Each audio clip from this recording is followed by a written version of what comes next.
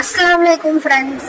இன்னைக்கு நம்ம சேனலில் சிக்கன் ராணி அப்படின்னு சொல்லக்கூடிய ஒயிட் குருமா வெள்ளை கிரேவி எப்படி செஞ்சு சாப்பிடலான்னு பார்க்கலாம். செம்ம டேஸ்ட்டாக இருக்கும்.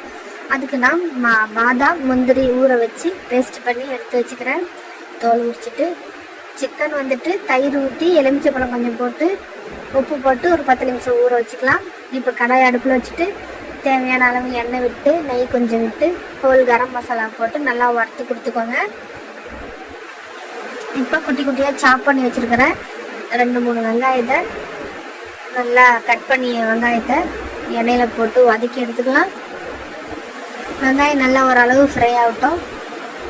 ஃப்ரெண்ட்ஸ், இந்த குருமாக்கு தேவையான உப்பு சேர்த்துக்கலாம். சிக்கனில் வேறு உப்பு இருக்குது. ஸோ இதுக்கு நம்ம பச்சை மிளகா தான் காரம், மிளகு காரம் தான். அதனால் தேவையான பச்சை மிளகாவை நசுக்கி போட்டுக்கோங்க. இப்போ நான் 2 ஸ்பூன் அளவுக்கு இஞ்சி பூண்டு சேர்த்துக்கிறேன். இந்த குருமாவில் மஞ்சள் தூள் மிளகாய் தூள் சேர்க்கக்கூடாது, கலர் மாறிடும். கொத்தமல்லி இலையை சேர்த்துக்கலாம். நல்லா வதக்கி கொடுத்துக்கோங்க. இப்போ நம்ம ஊற வச்சுருக்கோம்ல சிக்கன், அதையும் உள்ளே சேர்த்துக்கலாம். ஃப்ரெண்ட்ஸ், உள்ளே சேர்த்து கிளறி கொடுத்துட்டு உப்பு செக் பண்ணிக்கோங்க.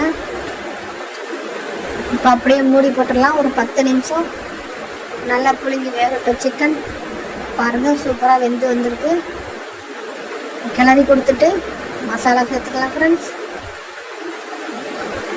சிக்கன் ராணி செம்ம டேஸ்ட்டாக இருக்கும். சப்பாத்தி, நெய் சோறு இது கூடலாம் சாப்பிட்றதுக்கு சூப்பராக இருக்கும். ஃப்ரெண்ட்ஸ், இப்போ நான் மசாலா சேர்த்துக்கிறேன். மிளகு, சீரகம், கரம் மசாலா, மல்லி எல்லாம் ஒரு டீஸ்பூன் போட்டுக்கோங்க. மிளகுத்தூள் கொஞ்சம் கூட போட்டுக்கோங்க. இப்போ தயிர் சேர்த்துக்கலாம். தயிர் சேர்த்து நல்லா வதக்கி கொடுத்துட்டு கொஞ்சமாக எலுமிச்சைப்பழம் புழிஞ்சு விட்டுக்கலாம். ஒரு 5 நிமிஷம் மூடி போடுங்க. மசாலா நல்லா வெந்து வந்துடும். இப்போ பாருங்கள், வெந்து எண்ணெய் பிரிஞ்சதுக்கு அப்புறம் நம்ம பேஸ்ட் பண்ணி வச்சுருந்த முந்திரி, பாதாம், பொட்டுக்கல்ல சேர்த்து அரைச்சி வச்சுருக்கேன். அதையும் இதை சேர்த்துக்கிறேன். ஃப்ரெண்ட்ஸ், சேர்த்துட்டு குழம்பா நல்லா திக்காக போயிடும். அதனால் கொஞ்சம் தண்ணி விட்டு கொத்தமல்லி இலை போட்டு ஒரு 2 நிமிஷம் மூடி போடுங்க.